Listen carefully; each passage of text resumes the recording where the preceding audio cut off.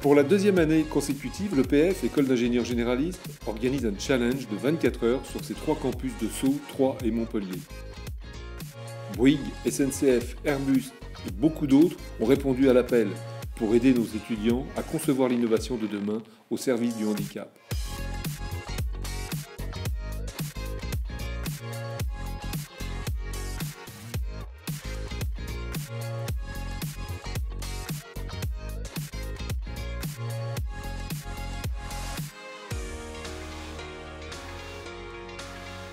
Experts, sportifs et référents handicap sont venus sensibiliser et coacher les groupes pendant ces 24 heures intenses.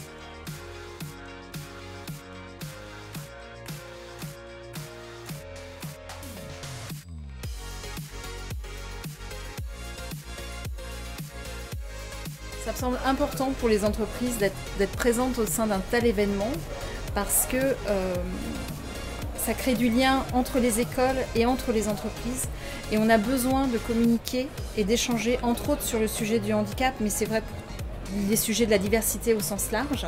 Ce qui m'a intéressé, c'était de venir pour voir un peu ce que pouvaient proposer les élèves à l'école, parce que je suis intéressé par le fait de voir ce qui peut se faire en matière de handicap, parce que c'est quelque chose sur lequel on n'est pas très sensibilisé aujourd'hui. On leur demande de se dépasser, d'aller un peu au-delà du conventionnel et d'aller au-delà des sentiers battus. Donc je sors de la filière TIC et je suis là pour aider les étudiants surtout sur la partie application, les aider pour voir à quoi il faut penser, comment faire en sorte que l'appli soit fonctionnelle et marche avec le grand public. Et également sur la partie entreprise, pour essayer de les aider à travailler sur une partie stratégie commerciale, stratégie d'entreprise, innovation business, business plan, business model, etc. etc.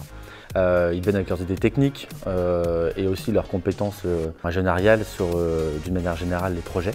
On transforme ça en idées business pour pouvoir les exploiter. Donc notre projet c'était Way to Go.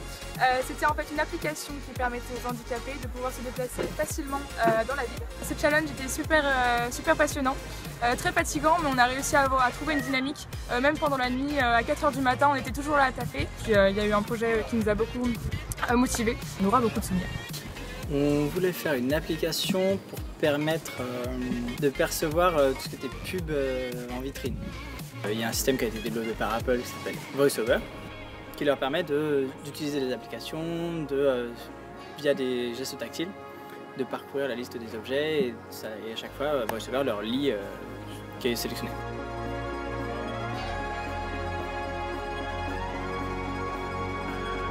Nous avons pu aussi élaborer notre idée avec une personne malentendante. On a pu vraiment réaliser un projet qui pourrait voir le jour dans le futur. En gros, on a eu la chance de pouvoir aller à l'Open de France de handi tennis et c'est vraiment cool parce qu'en fait les organisateurs ils nous ont vachement accueillis quand on leur a expliqué le projet. Ils nous ont mis direct dans l'espace joueur pour pouvoir parler avec des joueurs. On est arrivé à la pause, on a pu parler vraiment à plein de gens et donc du coup ça a vraiment été l'élément déclencheur en fait du projet. Notre idée on l'a validée à partir de là quand on a vu que ça les intéressait aussi et c'est là qu'on a décidé de se lancer et que ça a lancé tout le projet, quoi.